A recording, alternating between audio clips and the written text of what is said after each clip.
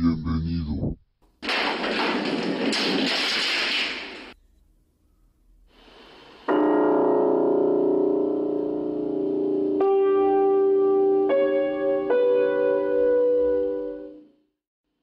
Recurro a usted porque quiero contarle mi historia, dijo el hombre acostado sobre el diván del doctor Harper.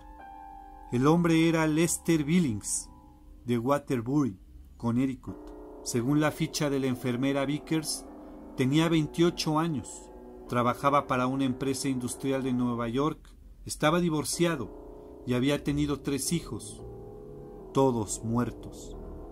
El doctor Harper puso en marcha el magnetófono. Billings estaba duro como una estaca sobre el diván, sin darle un ápice de sí. Sus pies sobresalían, rígidos por el extremo. Era la imagen de un hombre que se sometía a una humillación necesaria. Tenía las manos cruzadas sobre el pecho, como un cadáver. Sus facciones se mantenían escrupulosamente compuestas. Miraba el simple cielo raso, blanco, de paneles, como si por su superficie desfilaran escenas e imágenes. ¿Quiere decir que los mató realmente o...? ¡No! Un movimiento impaciente de la mano. Pero fui responsable. Denny en 1967, Shirl en 1971 y Andy este año. Quiero contárselo. El doctor Harper no dio nada. Le pareció que Billings tenía un aspecto demacrado y envejecido. Su cabello revelaba, su tez estaba pálida. Sus ojos encerraban todos los secretos miserables del whisky. Fueron asesinados, ¿entiende? Pero nadie lo cree. Si lo creyeran, todo se arreglaría. ¿Por qué? ¿Por qué? Billings se interrumpió y se irguió bruscamente sobre los codos, mirando hacia otro extremo de la habitación. ¿Qué es eso?, bramó. Sus ojos se habían entrecerrado, reduciéndose a 2 tajos oscuros. ¿Qué es qué? La puerta. El armario empotrado, respondió Harper, donde cuelgo mi abrigo y dejo mis chanclos.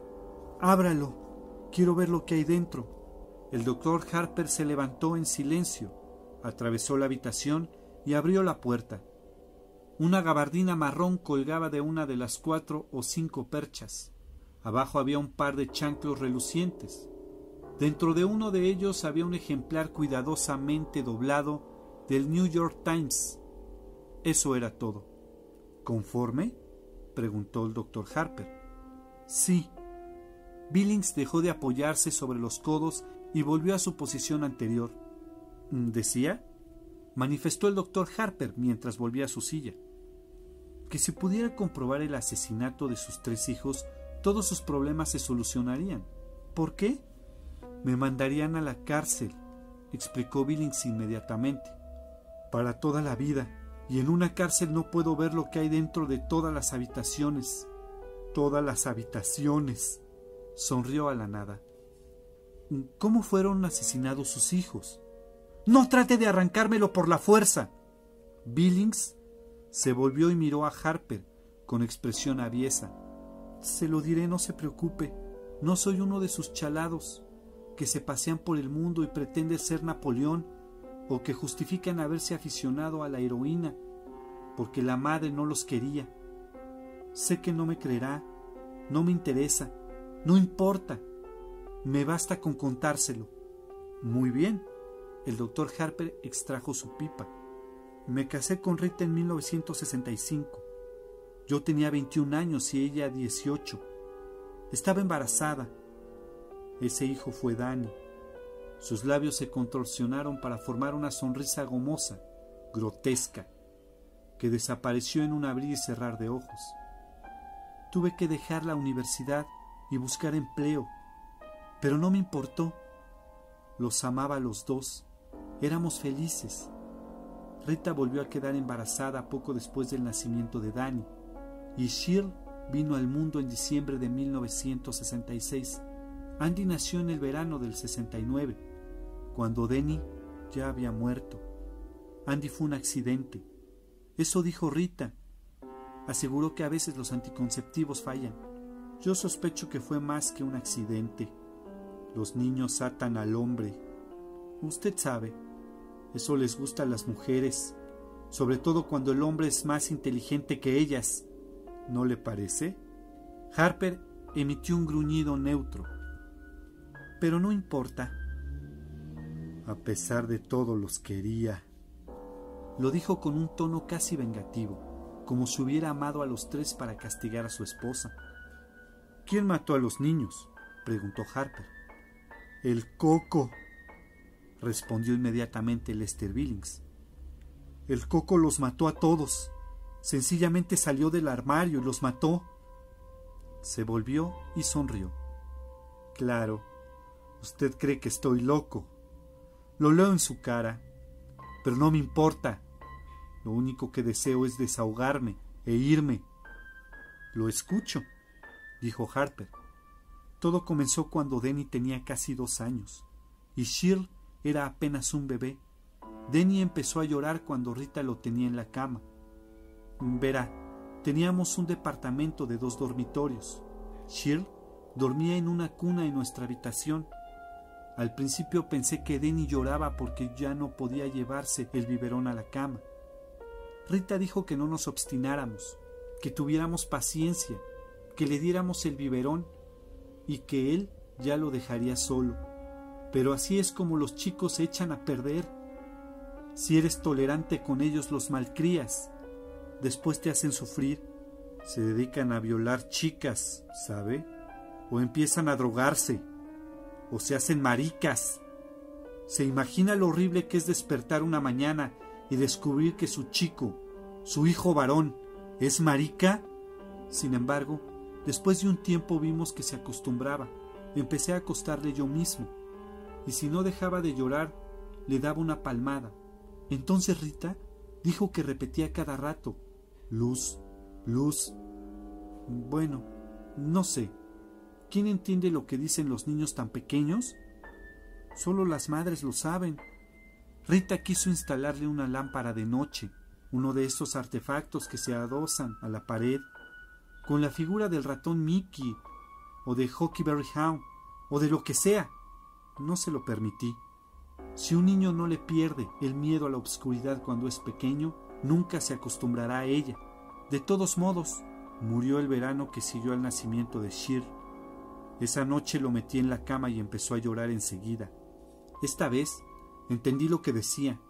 Señaló directamente al armario cuando dijo: ¡El Coco!, gritó. ¡El Coco, papá! Apagué la luz y salí de la habitación, y le pregunté a Rita por qué le había enseñado esa palabra al niño. Sentí deseos de pegarle un par de bofetadas, pero me contuve. Juró que nunca se le había enseñado. Le acusé de ser una condenada embustera. Verá, ese fue un mal verano para mí. Solo conseguí que me emplearan para cargar camiones de Pepsi Cola en un almacén y estaba siempre cansado. Shirl se despertaba y lloraba todas las noches, y Rita lo tomaba en brazos y gimoteaba.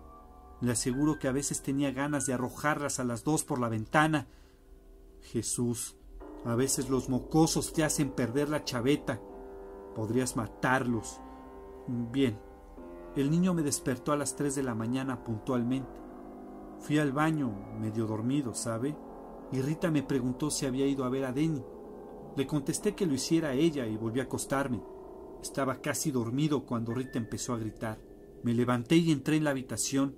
El crío estaba acostado boca arriba, muerto, blanco como la harina, excepto donde la sangre se había acumulado por efecto de la gravedad. La parte posterior de las piernas, la cabeza, las nalgas, tenía los ojos abiertos. Eso era lo peor, ¿sabe? Muy dilatados y vidriosos, como los de las cabezas de alce que algunos tipos cuelgan sobre la repisa, como las fotos de esos chinitos de Vietnam. Pero un crío norteamericano no debía tener esa expresión. Muerto boca arriba, con pañales y pantaloncitos de goma, porque durante las últimas 2 semanas se había vuelto a orinarse encima. ¡Qué espanto! Yo amaba a ese niño. Billings meneó la cabeza lentamente y después volvió a ostentar la misma sonrisa gomosa y grotesca. Rita chillaba hasta desgañitarse. Trató de alzar a Denny y mecerlo, pero no se lo permití. A la Polly no le gusta que uno toque las evidencias. Lo sé. ¿Supo entonces que había sido el Coco?, preguntó Harper apaciblemente. Oh, no. Entonces no. Pero vi algo. En ese momento no le di importancia, pero mi mente lo archivó. ¿Qué fue? La puerta del armario estaba abierta. No mucho, apenas una rendija. Pero verá, yo sabía que la había dejado cerrada. Dentro había bolsas de plástico. Un crío se pone a jugar con una de ellas y adiós, se asfixia. ¿Lo sabía? Sí. ¿Y qué sucedió después? Billings se encogió de hombros. Lo enterramos. Miró con morbosidad sus manos, que había arrojado tierra sobre 3 pequeños ataúdes. ¿Hubo una investigación? Claro que sí. Los ojos de Billings se centellaron con un brillo sardónico. Vino un jodido matasanos, con un estetoscopio y un maletín negro lleno de chicles, y una zamarra robada de alguna escuela veterinaria. Colapsó en la cuna. Fue el diagnóstico. ¿Ha oído alguna vez semejante disparate? El crío tenía 3 años. El colapso en la cuna es muy común durante el primer año de vida, explicó Harper puntillosamente. Pero el diagnóstico ha aparecido en los certificados de defunción de niños de hasta 5 años, a falta de otro mejor. ¡Mierda!, espetó Billings violentamente. Harper volvió a encender su pipa. Un mes después del funeral, instalamos a Shirl en la antigua habitación de Denny. Rita se resistió con uñas y dientes, pero yo dije la última palabra. Me dolió, por supuesto. Jesús, me encantaba tener a la mocosa con nosotros, pero no hay que sobreproteger a los niños, pues en tal caso se convierten en lisiados. Cuando yo era niño, mi madre me llevaba a la playa y después se ponía ronca gritando: «¡No te internes tanto! ¡No te metas ahí! ¡Hay corrientes submarinas! ¡Has comido hace 1 hora! ¡No te zambullas de cabeza!». Le juro por Dios que incluso me decía que me cuidara de los tiburones. ¿Y cuál fue el resultado? Que ahora ni siquiera soy capaz de acercarme al agua. Es verdad. Si me arrimo a una playa me atacan los calambres. Cuando Denny vivía, Rita consiguió que le llevase una vez con los niños a Sabine Rock. Se me descompuso el estómago. Lo sé, ¿entiende? No hay que sobreproteger a los niños, y uno nunca debe ser complaciente consigo mismo. La vida continúa. Shirl pasó directamente a la cuna de Denny. Claro que arrojamos el colchón viejo a la basura. No quería que mi pequeña se llenara de microbios. Así transcurrió 1 año. Y una noche, cuando estoy metiendo a Shirl en una cuna, empieza a aullar y a chillar y a llorar. «¡El Coco, papá, el Coco!». Eso me sobresaltó. Decía lo mismo que Denny. Y empecé a recordar la puerta del armario, apenas entreabierta cuando la encontramos. Quise llevarla por esa noche a nuestra habitación. ¿Y la llevó? No. Billings se miró las manos y las facciones se convulsionaron. ¿Cómo podía confesarle a Rita que me había equivocado? Tenía que ser fuerte. Ella había sido siempre una marioneta. Recuerde con cuánta facilidad se acostó conmigo cuando aún no estábamos casados. Por otro lado, dijo Harper, recuerde con cuánta facilidad usted se acostó con ella.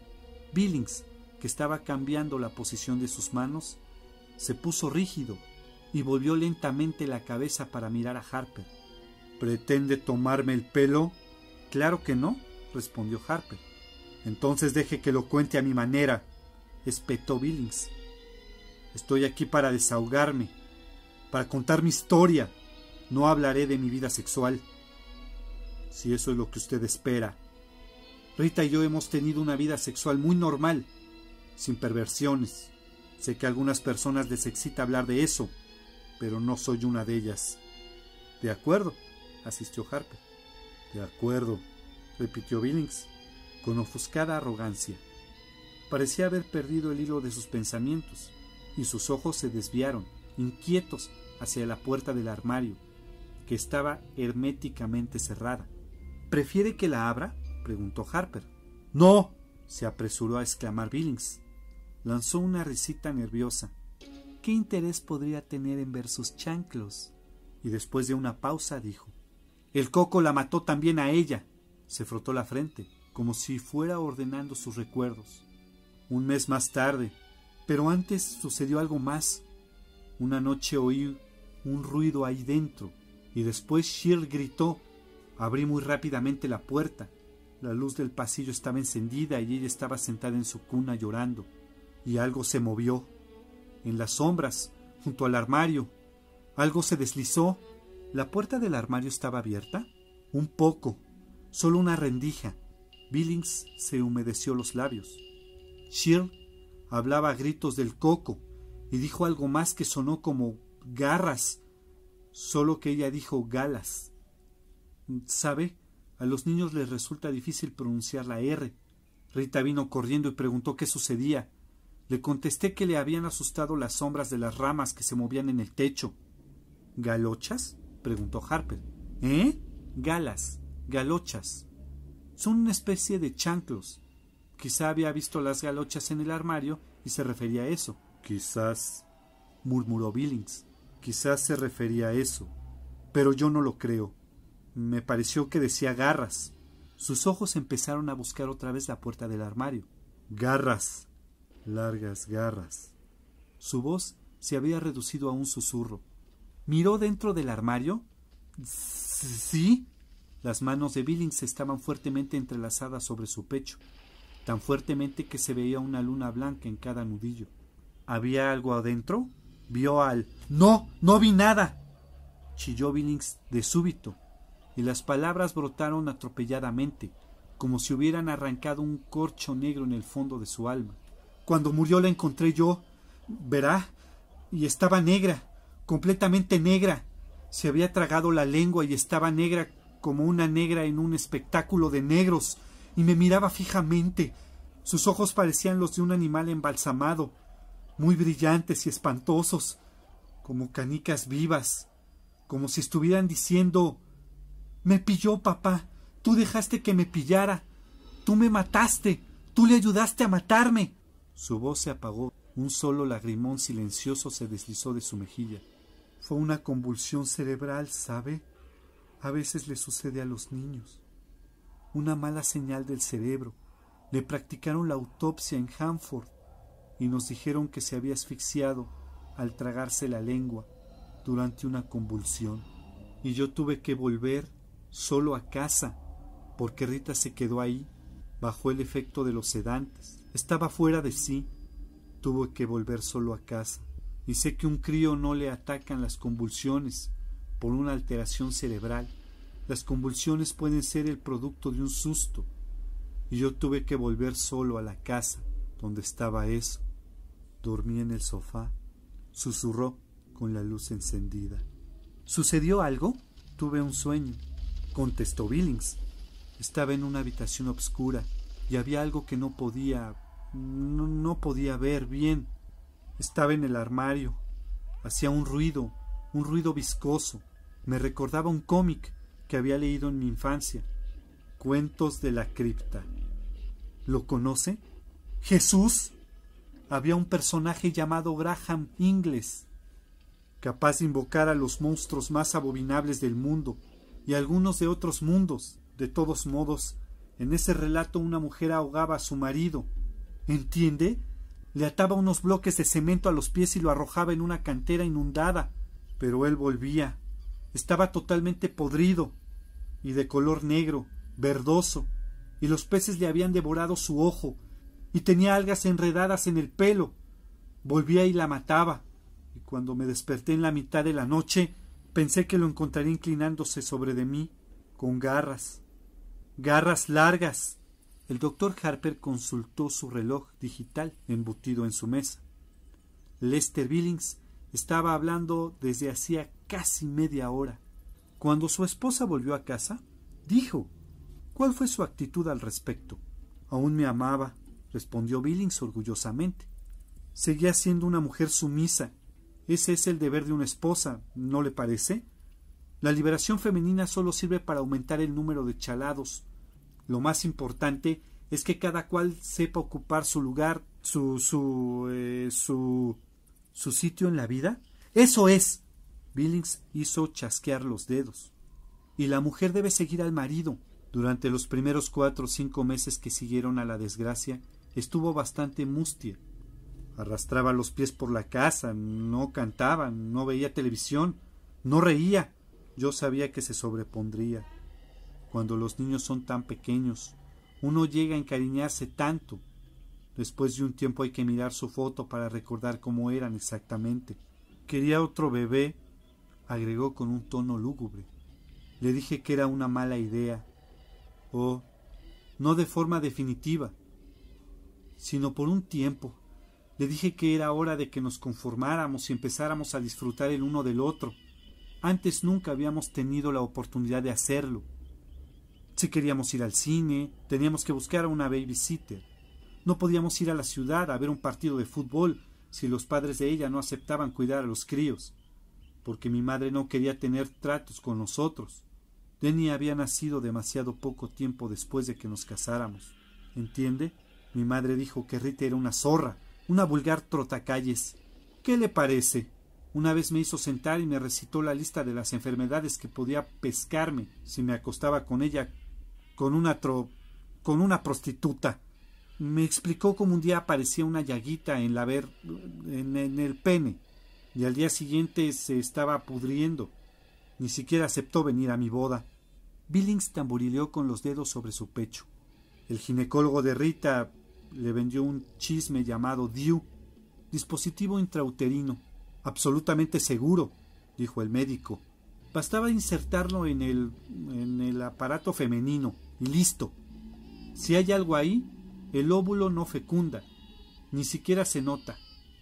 Ni siquiera sabes que está ahí, y al año siguiente volvió a quedar embarazada. Vaya seguridad absoluta.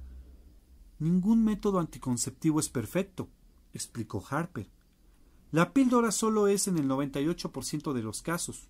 El DIU puede ser expulsado con contracciones musculares, por un fuerte flujo menstrual, y en casos excepcionales, durante la evacuación. Sí, o la mujer se lo puede quitar. Es posible. ¿Y entonces qué? ¿Empieza a tejer prendas de bebé? ¿Canta bajo la ducha? Y come encurtidos como loca. Se sienta sobre mis rodillas y dice que debe ser voluntad de Dios. ¡Mierda! ¿El bebé nació al finalizar el año que siguió a la muerte de Shirl? Exactamente. Un varón. Le llamó Andrew Lester Billings. Yo no quise tener nada que ver con él, por lo menos al principio. Decidí que, puesto que ella había armado el jaleo, tenía que apañársela sola. Sé que esto puede parecer brutal, pero no olvide cuánto había sufrido yo. Sin embargo, terminé por cobrarle cariño. Para empezar, era el único de la camada que se parecía a mí. Denny guardaba parecido con su madre, y Shirley no se había parecido a nadie, excepto tal vez a la abuela Ann. Pero Andy era idéntico a mí. Cuando volvía de trabajar iba a jugar con él. Me cogía solo el dedo, y sonreía, y gorgoteaba. A las 9 semanas ya sonreía como su papá. ¿Cree lo que le estoy contando? Y una noche, hete aquí que salgo de una tienda con un móvil para colgar sobre la cuna del crío. Yo siempre he pensado que los críos no valoran los regalos hasta que tienen la edad suficiente para dar las gracias. Pero ahí estaba yo, comprándole un chisme ridículo. Y de pronto me di cuenta que lo quería más que a nadie. Ya había conseguido un nuevo empleo, muy bueno. Vendía taladros de la firma Cullen & Sons. Había prosperado mucho, y cuando Andy cumplió 1 año nos mudamos a Waterbury. La vieja casa tenía demasiados malos recuerdos. Y demasiados armarios. El año siguiente fue el mejor para todos. Daría todos los dedos de la mano derecha para poder vivirlo de nuevo. Aún había guerra en Vietnam, y los hippies seguían paseándose desnudos. y los negros vociferaban mucho, pero nada de eso nos afectaba. Vivíamos en una calle tranquila, con buenos vecinos. Éramos felices, resumió sencillamente. Un día le pregunté a Rita si no estaba preocupada. Usted sabe, dicen que no hay dos sin tres. Contestó que eso no se aplicaba a nosotros, que Andy era distinto, que Dios lo había rodeado con un círculo mágico. Billings midió el techo con expresión morbosa. El año pasado no fue tan bueno. Algo cambió en la casa. Empecé a dejar los chanclos en el vestíbulo porque ya no me gustaba abrir la puerta del armario. Pensaba constantemente, ¿y qué haría si está ahí dentro, agazapado y listo para abalanzarse apenas abras la puerta? Empecé a imaginar que oía ruidos extraños, como si algo negro y verde y húmedo se estuviera moviendo apenas ahí dentro. Rita me preguntaba si no trabajaba demasiado, y empecé a insultarla como antes. Me revolvía el estómago dejarlos solos para ir a trabajar, pero al mismo tiempo me alegraba salir. Que Dios me ayude. Me alegraba salir. Verá, empecé a pensar que nos había perdido durante un tiempo cuando nos mudamos. Había tenido que buscarlos, deslizándome por las calles durante la noche y quizá reptando por las alcantarillas, olfateando nuestro rastro. Necesitó un año, pero nos encontró. Ha vuelto, me dije. Le apetece a Andy. Realmente, existían en la medida suficiente para matar a los niños. Aparentemente habían caído en un abismo, o se habían ahogado en un lago, o tan solo habían desaparecido. Quizás. ¿Se está invadiendo de algo, señor Billings? Billings permaneció un largo rato callado. En el reloj digital pasaron 2 minutos. Por fin dijo bruscamente: Andy murió en febrero. Rita no estaba en casa. Había recibido una llamada de su padre. Su madre había sufrido un accidente de coche un día después de Año Nuevo, y creían que no se salvaría. Esa misma noche Rita cogió el autobús. Su madre no murió, pero estuvo mucho tiempo, 2 meses, en la lista de pacientes graves. Yo tenía una niñera excelente que estaba con Andy durante el día, pero por la noche nos quedábamos solos, y las puertas de los armarios porfiaban abrirse. Billings se humedeció los labios. El niño dormía en la misma habitación que yo. Es curioso. Además, una vez, cuando cumplió 2 años, Rita me preguntó si quería instalarlo en el otro dormitorio. Spock, u otro de esos charlatanes, sostiene que es malo que los niños duerman con los padres. ¿Entiende? Se supone que eso les produce traumas sexuales o algo parecido, pero nosotros solo lo hacíamos cuando el crío dormía, y no quería mudarlo. Tenía miedo, después de lo que les había pasado a Denny y a Shirl. —Pero lo mudó, ¿verdad? —preguntó Harper. —Sí —respondió Billings. En sus facciones apareció una sonrisa enfermiza y amarilla. —Lo mudé. Otra pausa. Billings hizo un esfuerzo por proseguir. —Tuve que hacerlo —espetó por fin—. Tuve que hacerlo. Todo había andado bien mientras Rita estaba en la casa, pero cuando ella se fue, eso empezó a envalentonarse. Empezó a... Giró los ojos hacia Harper y mostró los dientes con una sonrisa feroz. Oh, no me creerá. Sé qué es lo que piensa. No soy más que otro loco de su fichero. Lo sé, pero usted no estaba ahí. Maldito fisgón. Una noche, todas las puertas de la casa se abrieron de par en par. Una mañana, al levantarme, encontré un rastro de cieno e inmundicia en el vestíbulo, entre el armario de los abrigos y la puerta principal. ¿Eso salía? ¿O entraba? No lo sé. Juro ante Dios que no lo sé. Los discos aparecían totalmente rayados y cubiertos de limo. Los espejos se rompían y los ruidos. Se pasó la mano por el cabello. Me despertaba a las 3 de la mañana y miraba la oscuridad, y al principio me decía: es solo el reloj. Pero por debajo del tic-tac oía que algo se movía sigilosamente, pero no con demasiado sigilo, porque quería que yo lo oyera. Era un deslizamiento pegajoso, como el de algo salido del fregadero de la cocina, o un chasquido seco, como el de las garras que se arrastran suavemente sobre la baranda de la escalera. Y cerraba los ojos, pensando que si oírlo era espantoso, verlo sería. Y siempre temía que los ruidos se interrumpieran fugazmente y que luego estallara una risa sobre mi cara y una bocanada de aire con olor a coles rancias, y que unas manos se cerraban sobre mi cuello. Billings estaba pálido y tembloroso, de modo que lo mudé. Verá, sabía que primero iría a buscarle a él, porque era más débil. Y así fue. La primera vez chilló en la mitad de la noche, y finalmente reuní los cojones suficientes para entrar. Lo encontré de pie, en la cama, gritando: ¡El coco, papá! ¡El coco! ¡Quiero ir con papá! ¡Quiero ir con papá! La voz de Billings sonaba atiplada, como la de un niño. Sus ojos parecían llenar toda su cara. Casi dio la impresión de haberse encogido en el diván, pero no pude. El tono atiplado infantil perduró.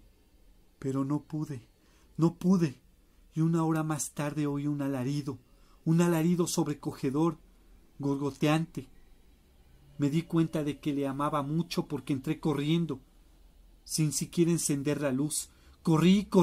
¡Oh, Jesús! María y José, lo había atrapado.